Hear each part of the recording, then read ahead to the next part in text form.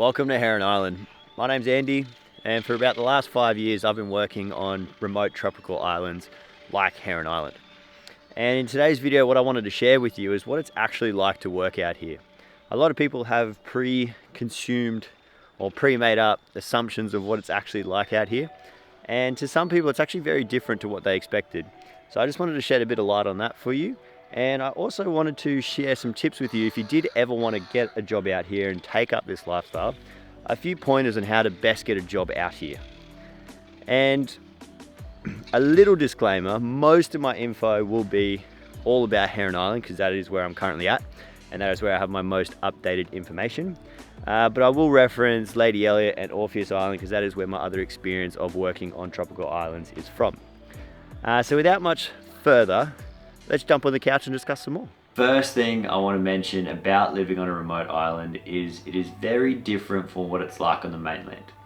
And the concepts that everyone thinks is the tropical paradise, just sitting here drinking cocktails by the beach and just everything super cruisy and chill, it's not like that. Yes, it has its moments where it's really incredible and the stuff we get to do is phenomenal.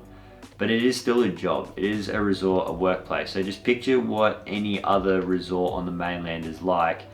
It's the same thing, except we stay here at the resort all the time. So a common mistake that people forget about is that they're always on when they're here, especially Heron Island. The staff seem to always forget that. Now you can be on your days off, but you're still in the public eye. So people will still ask you questions. You're still representing the company, your reputation. So if you're getting absolutely blind drunk and slurring around the bar, being an absolute idiot, the guests see that. And then when you go to work the next day and they're seeing you at the bar or at the restaurant, or at worst, if you're super drunk and then end up on a boat the next day, like, it doesn't go well with guests and people start questioning it, and it does affect their experience. So that is one thing to really consider. You're pretty much always on, even when you're out of shift. Now, another thing that can make or break is which island you actually work at. They're all very different. So Lady Elliot is quite different to Heron, and Heron's quite different to Orpheus, and Orpheus is quite different to Lady Elliot. And it's all about how they're set up for staff and for guests. Some are heavy focus on guests, others are heavy focus on staff as well. And depending on the managers, they will treat you differently as well. Which brings me to my next point. The people that you surround yourself on the island with will literally make or break your experience on an island too. You can either have a positive experience or a bad experience simply by the people that you are around. Sometimes you have tough workmates, but you've got to find a way to communicate and get a relationship with them, because guess what? You're eating, sleeping, you're going to the beach, you go on parties with them, you're doing everything with the exact same people. So make sure those people are good. Another thing that really changes the experience of island life is where you're actually working in which department. For instance, kitchen hands, they're pretty much always in a sink at the back, working a lot of hours, and I do not envy the dish pigs. They definitely by far have probably one of the toughest jobs on the island. Then the other side of it is the marine team, where we probably have one of the best jobs and the most funnest jobs, being out on the water all the time and in the water diving with you. The only trouble with that is we literally have people's hands in our lives, and sometimes people forget that. And the other part of it as well is a lot of the divers get so comfortable with being in super clean water and having amazing experiences that when they don't get those mind-boggling experiences for them, then everything is not good diving. And then I've seen it so many times where instructors literally get in the water and be like, oh, it's shit viz again. And it's like you can't say that in front of guests. It's always for them, the guest, usually it's their first time getting in the water around Heron Island or Lady Elliot or anywhere like that. So you've got to make the experience for them, and a lot of dive instructors don't seem to grasp that concept.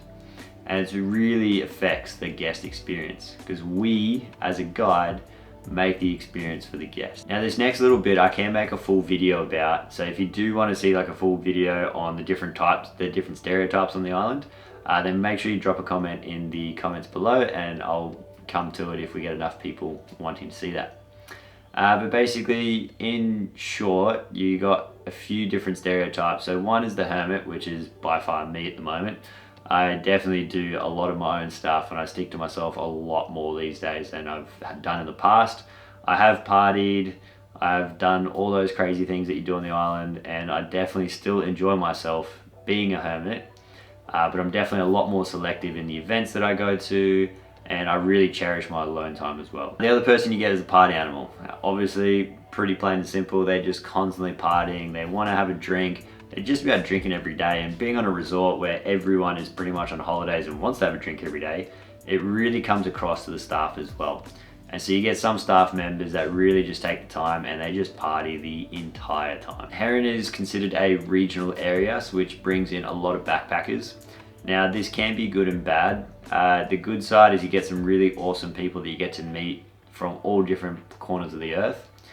But it's also bad because you get some people that literally come here just to do their 88 days, so they couldn't care less about the job, the guest, anything that they do, and they're literally just buying their time until they leave in the 88 days and continue to travel. That really has a detrimental effect on the island because they usually bring the morale down of the staff around them while they're here. And they also don't get the job done, and then they complain about the job not being done, and it's just this cycle, and it's really annoying to watch. Now the other person you get at the island, the other stereotype, is you get the water babies, and basically the people that just stoke the water, and all they want to do is be in the water, snorkeling all the way around the island 24/7, 7 days a week. These people are awesome, they are my type of people, I love doing that myself. So when you get to see those, they're just constantly in a wetsuit with fins and a mask and snorkel, and they always get some pretty epic content. And like always, if you're going to be on a resort island like this, the more time you spend in the water, the more cool things you're going to see. Then you get the socialites. So they don't necessarily drink and party like the party animal, but they're just constantly chatting up everyone, and they don't have their group. They basically go around to everyone and chat with everyone and get to know everyone. And these people are super important for islands, like incredibly important, because they bring people together, they bring the morale up, and they generally make events for everyone to have a good time together, to get to know each other, and not just stay in their little niche cliquey group that is very prominent on islands. And the last stereotype is that old guy. And all islands that I've been on so far have them. There's that one guy that's just really old, or older, shouldn't really say really old, but just older, and they are just the life of the island. They live and breathe the island, they can chat with anyone, they've got a wealth of knowledge. They are probably one of my favorite people on the island, and the stories they get is just incredible. You can sit down with them every day for weeks and hear a different story every single night. It's just, there's such great people to have on island, and they really bring up the morale as well. Now, how to actually work on the island. It's very simple. We send out job ads all the time on Seek, and especially Facebook groups as well.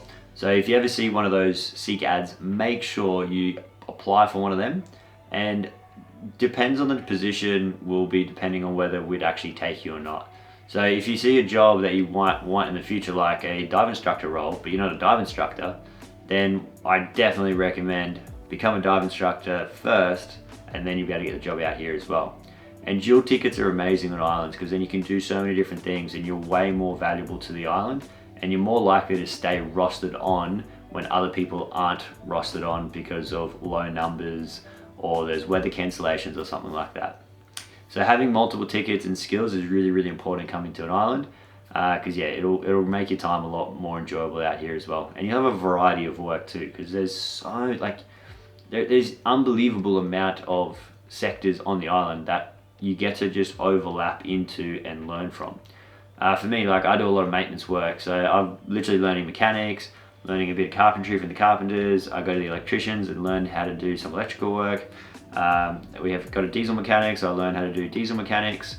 There's just so many facets to the island, and if you do it right and you're willing to learn, then you can learn anything you want on these islands and gain some really, really good experience for jobs back on the mainland, and it will really help you in the future as well. Then there's that age-old saying, it's not what you know, it's who you know.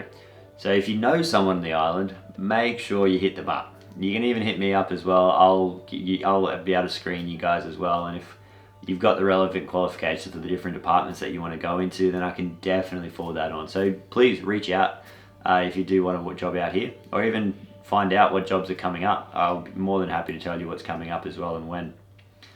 Then you got the flip side of that as well. So then if you are trade qualified, they're always looking for people to come out on a trade, always. Chippies, sparkies, diesel mechanics, plumbers, handymen, we're always looking for those types of people, and gardeners, always looking for those types of people. They're absolutely invaluable to the company. So make sure if you have any of those tickets and you want to work out here, make sure to apply. Yes, the pay isn't great, but the lifestyle is by far well worth it if you make the most out of it. And another way to actually look for a job or get a job out in the islands is to actually go to the island itself on a holiday and then start talking to the staff, get their experiences, because you'll find that, because all of my experiences from the marine side and the maintenance side. So if you go in and talk to a bartender, they may give you a different perspective on the island, and same with the restaurant staff. All the people you talk to on the island, they'll all give you a different perspective on how they see the island as well.